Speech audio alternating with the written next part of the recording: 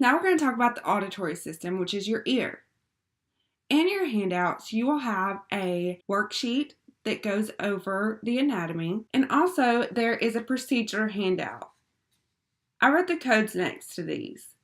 I think it's important that you write these in your book. And then finally, the terminology. Akuso means hearing, myring, O, means tympanic membrane, auto means ear, trabecle means retaining to meshwork for drainage. This is the anatomy of your ear that you should study.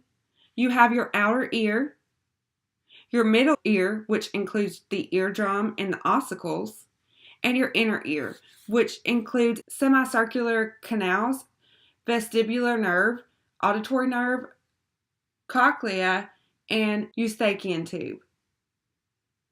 Your outer ear contains your ear canal, the external ear, and the mastoid bone. The ears are sensory organs comprising the auditory system. Otolaryngology specializes in diseases of the ear and larynx. Specialists are often referred to as ears, nose, and throat ENTs.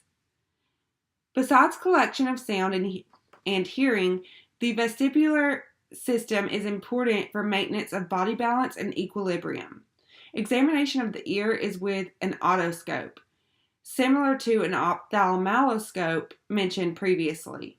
The ear has three regions: the external ear, the middle ear, and the inner ear. All three regions are involved in hearing. Only the inner ear is connected with balance. You can see most of the external ear, external acoustic meatus, auricle, and pinna. It serves to protect the eardrum and middle ear. It also is sound collecting system, funneling sound waves through the ear canal to the tympanic ear membrane, otherwise known as the eardrum. So you should write that down. Tympanic membrane is your eardrum. It is composed of cartilage and loose fitting skin. The tragus is a small projection just in front of the ear canal. The lobule of the ear hangs inferiorly. Piercing this structure is popular. The auricle opens into the external auditory canal, providing passageway for sound waves to enter the ear. The external auditory canal courses through the temporal bone of the skull, approximately 1 inch in length and a ½ inch in diameter. The canal extends to the tympanic membrane or eardrum, which separates the external ear from the middle ear. Tiny hairs and modified sweat gland lines the canal. The gland secrete cerumen, which is earwax. CERUMEN is earwax. That's important to know because when they're extracting that, they're taking out earwax. Preventing dust and other foreign objects from entering the ear is its purpose. Too much earwax can impede sound transmission and hearing. The middle ear begins at the tympanic membrane. It is an air-filled chamber in the temporal bone. Beside the tympanic membrane, the middle ear contains 3 tiny bones of the tube. The tympanic membrane is made of connective tissue with rich blood vessels and nerves. It is connected to the throat and nasopharynx via an eustachian tube. Middle ear bones or ossicles are the smallest bones in the body and are called malleus, incus, and stapes, named for their shape. Inside is a second set of tubes called membranous labyrinth. Now turn to the auditory system 69000 through 69979. The listings begin anatomically with the external ear. Under the removal listing, there's a removal of foreign body with external auditory canal. 69200 through 69205 codes are chosen based on the use of anesthesia. 2 codes exist for removal of earwax, otherwise called cerumen. 69209 when the wax is removed by lavage or irrigation. This is accomplished with a large syringe squirting water into the ear canal to dislodge the plug of wax.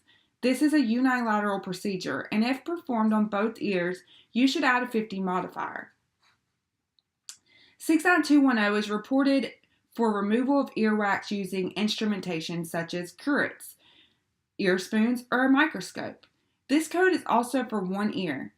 So A modifier of 50 if both ears is necessary.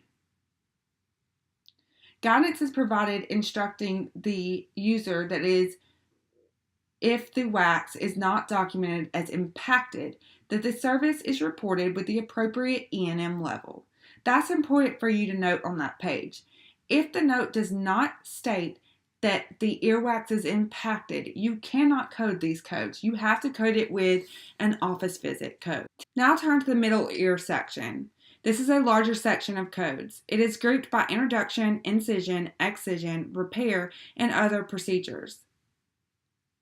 Tympanostomy is coded with 69433 through 69436, and it is demonstrated very well in an illustration in your book.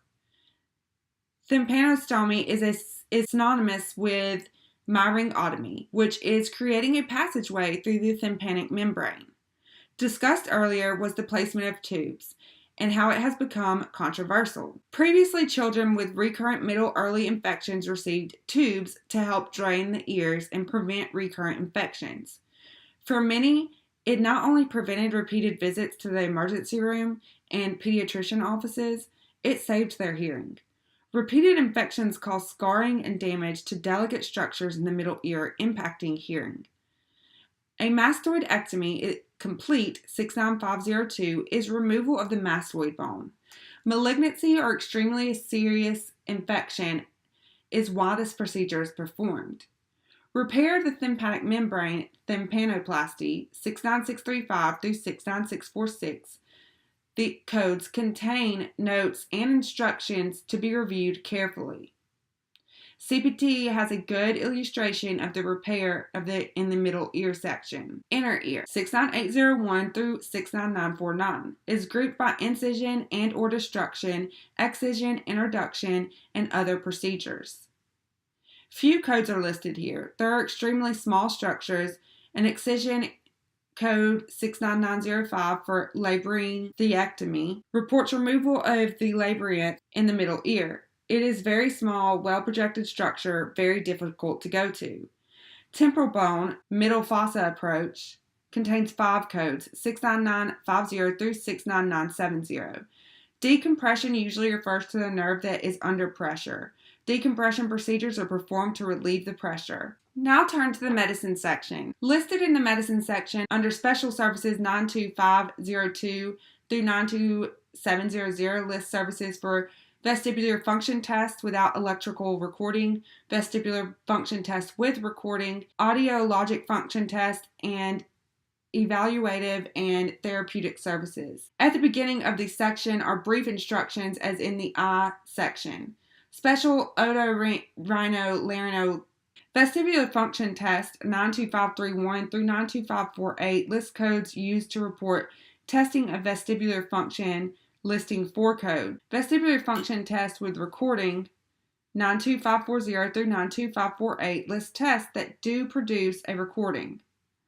The previous section mentioned that without testing can be difficult because results are subjective and may be hard to interpret. Evaluative and therapeutic services 92601 through 92633 is a large section of codes. Cochlear implants are very helpful to many children.